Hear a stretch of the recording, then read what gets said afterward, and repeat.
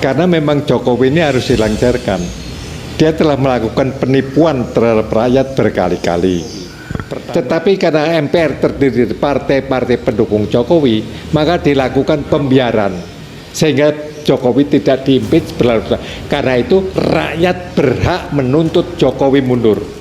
Termasuk saya, yang jelas mahasiswa sudah bergerak. Pelajar sudah bergerak. Jadi ini seperti tahun 65 ketika menjatuhkan Bung Karno. Kami dan KAPI, Kesatuan Aksi Mahasiswa, Kesatuan Aksi Pelajar. Dan jangan lupa, kekuatan yang paling dahsyat 212 sudah mulai bergerak menuntut Jokowi mundur.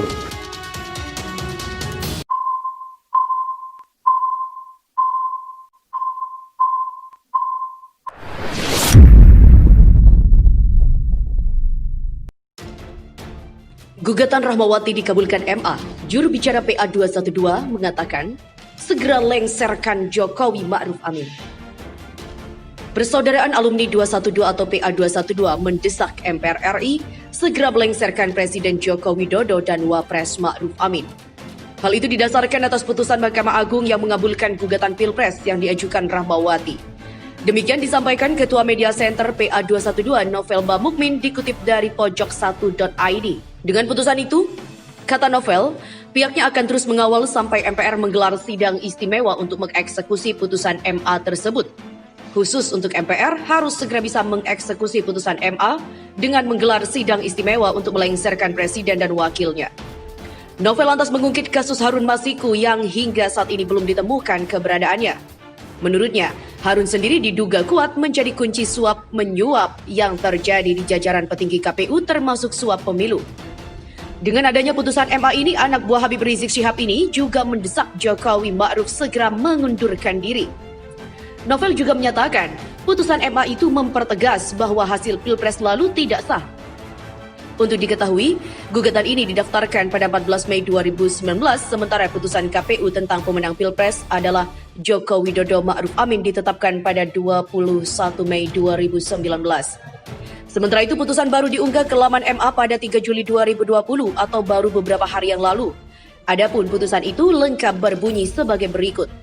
Yang pertama, mengabulkan permohonan pengujian hak uji material dari para pemohon Rahmawati Soekarno Putri, Azril Hamzah Tanjung, Dahlia Ristianto, Muhammad Syamsul, Putut Triyadi Wibowo, Eko Sanjoyo, Hasbil Mustaqim Lubis untuk sebagian menyatakan ketentuan pasal 3 ayat 7 Peraturan Komisi Pemilihan Umum Republik Indonesia nomor 5 tahun 2019 tentang penetapan pasangan calon terpilih, penetapan perolehan kursi dan penetapan calon terpilih dalam pemilihan umum bertentangan dengan peraturan yang lebih tinggi yaitu Undang-Undang nomor 7 tahun 2017 tentang pemilihan umum.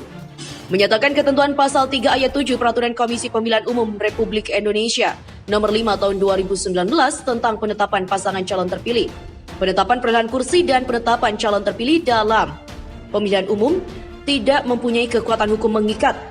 Menyatakan permohonan para pemohon untuk selebihnya tidak diterima. Memerintahkan kepada Panitera Mahkamah Agung untuk mengirimkan salinan putusan ini kepada Percetakan Negara untuk dicantumkan dalam berita negara.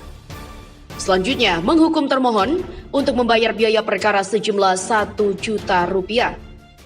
Demikianlah diputuskan dalam rapat permusyawaratan Mahkamah Agung pada hari Senin tanggal 28 Oktober 2019 oleh Dr. Hasupandi SH M.Hum, Ketua Muda Mahkamah Agung Urusan Lingkungan Peradilan Tata Usaha Negara yang ditetapkan oleh Ketua Mahkamah Agung sebagai Ketua Majelis, Dr. Irfan Fahrudin SHCM dan Is Sudaryono SHMH, Hakim-Hakim Agung sebagai anggota majelis dan diucapkan dalam sidang terbuka untuk umum pada hari itu juga oleh Ketua Majelis beserta hakim-hakim anggota majelis tersebut dan dibantu oleh Kusman SIP SH M.Hum, panitera pengganti dengan tidak dihadiri oleh para pihak. Sementara itu heboh putusan MA, Fahri Hamzah mengatakan, Pilpres bermasalah akibat pemaksaan presidential threshold. Mantan Wakil Ketua DPR RI Fahri Hamzah ikut sumbang pendapat terkait keputusan Mahkamah Agung bernomor 44P/HUM/2019 yang mengabulkan gugatan Rahmawati terhadap PKPU nomor 5 tahun 2019 yang dianggap tidak mengacu kepada pasal 6A Undang-Undang Dasar 1945. Dalam amanat konstitusi sebagaimana diatur dalam pasal 6A ayat 3 Undang-Undang Dasar 1945 yang berbunyi, Pasangan calon presiden dan wakil presiden yang mendapatkan suara lebih dari 50% dari jumlah suara dalam pemilihan umum dengan sedikitnya 20% suara di setiap provinsi yang tersebar di lebih dari setengah jumlah provinsi di Indonesia dilantik menjadi presiden dan wakil presiden. Sedangkan pada saat Pilpres 2019 tahun lalu, pasangan calon Jokowi Ma'ruf Amin tidak memenuhi 20% di setengah provinsi yang ada di Indonesia. Fahri berpendapat, sesuai amanat konstitusi, kemenangan presiden dan wakil presiden terikat oleh 3 hal, yakni harus menang 50% plus 1 dari total jumlah pemilih, kemudian harus menang secara elektoral berbasis provinsi, atau harus menang di 18 provinsi. Yang ketiga, Fahri menyebut paslon harus memperoleh suara minimal 20% di setiap provinsi. Jokowi digugat di poin ketiga itu karena tidak mendapatkan angka 20% pada beberapa provinsi. Oleh karenanya, tidak bisa disebut dalam kategori dalam pasal 6A ayat 3 Undang-Undang Dasar 1945. Menurutnya, MA memenangkan gugatan Rahmawati lantaran MA mengacu kepada Undang-Undang Dasar 1945. Bahkan dari Undang-Undang Nomor 17 Tahun 2017 tentang Pemilu juga mengacu kepada sumber yang sama. Di sisi lain, dari Undang-Undang Nomor 17 Tahun 2017 mengisyaratkan bahwa Pilpres itu 2 putaran, tidak 1 putaran atau tidak hanya 2 paslon. Dalam artian, pemilu di putaran 1 itu tidak memiliki threshold atau ambang batas. Karena itulah, parpol dapat mendaftarkan calon-calonnya menjadi peserta pemilihan presiden.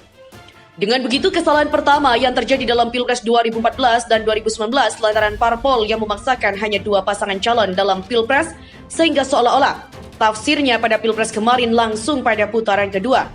Padahal, menurut Fahri, maksud konstitusi sebagaimana dalam pasal 6A ayat 3 Undang-Undang Dasar 1945 itu menyadari bahwa bangsa Indonesia adalah bangsa yang besar, rakyatnya terpencar dari Sabang sampai Merauke. Oleh sebab itu, konstitusi sudah mendesain pemilihan presiden agar semua anak bangsa bisa bertarung. Terkait hal itu, Yusril Ihza Mahendra diminta jujur bercerita apa yang sebenarnya terjadi di Jakarta Theater saat Quick Count 2019. Mantan tim hukum 01 Yusril Ihza Mahendra turut berkomentar terhadap putusan MA yang baru saja dipublikasikan terkait gugatan Pilpres 2019. Yusril mengatakan, putusan Mahkamah Agung atau MA nomor 44P/HUM/2019 tak membatalkan kemenangan pasangan calon Joko Widodo Ma'ruf Amin pada Pilpres 2019. Atas pernyataan Yusril tersebut, salah satu mantan pendukung 02, Wawat Kurniawan, justru meminta Yusril untuk jujur bercerita soal kejadian di Jakarta Theater saat pengumuman Quick Count Pilpres 2019. Sebagaimana diketahui, Capres dan Cawapres Jokowi Ma'ruf bersama seluruh jajaran tim 01 termasuk Yusril memantau langsung perolehan suara Pilpres 2019 lewat hasil hitung cepat Quick Count di Jakarta Theater, Jalan MH Tamrin, Jakarta Pusat. Yusril sebaiknya suruh bercerita dengan jujur apa yang terjadi saat itu di dalam Jakarta Theater, sebelum dia berbicara perihal pembenaran hukum untuk bangsa ini. Karena hukum tanpa kejujuran itu sia-sia. Apalagi berbangsa dan bernegara harus berdiri kokoh pada dasarnya yang benar. Saya bukan hendak berpolemik pada keputusan MA, tapi karena Yusril bicara tentang pendapatnya, saya jadi usil pada pendapat dia tentang kebenaran, yang menurut saya itu cuma pembenaran hukum. Karena Yusril tidak memiliki dasar yang cukup untuk berbicara tentang kebenaran karena dia tidak jujur. Begitulah kata Wawat Kurniawan. Dia pun menyertakan video peristiwa tim 01 saat Quick Count di mana ada pemandangan yang janggal. Terkait hal itu, pendapat Profesor Jimli soal putusan MA diragukan. Ini katanya. Pendapat mantan Ketua Mahkamah Konstitusi atau MK Profesor Jimli Asidik soal putusan Mahkamah Agung terkait peraturan KPU tahun 2019 yang tengah menjadi perdebatan diragukan seorang netizen. Diketahui, MA mengabulkan gugatan pendiri Yayasan Pendidikan Soekarno Rahmawati Soekarno Putri dan kawan-kawan terhadap PKPU nomor 5 tahun 2019 tentang penetapan pasangan calon terpilih, penetapan perolehan kursi, dan penetapan calon terpilih dalam pemilihan umum. Profesor Jimli lewat akun Twitter pribadinya menyatakan, peradilan hasil pemilu dan pilpres bukan di MA tetapi di MK.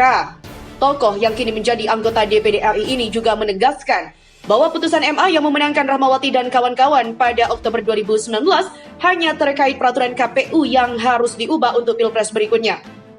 Tidak lagi terkait dengan pilpres 2019, Namun seorang netizen tidak menerima bulat-bulat pendapat Profesor Jimli. Dia menyatakan ingin menunggu pendapat ahli hukum yang lain terkait putusan MA itu.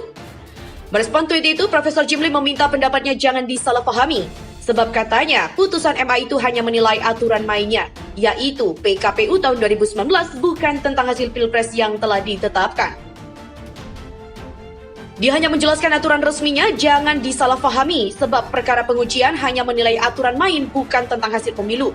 Putusan MA tidak terkait dengan hasil Pilpres yang sudah selesai sejak Juni 2019 dan Presiden dilantik 20 Oktober. Di mana hal itu baru putusan MA 28 Oktober. Jadi tidak ada pengaruh terhadap hasil dari Pilpres. Begitulah pungkas Profesor Jimli As-Siddiq.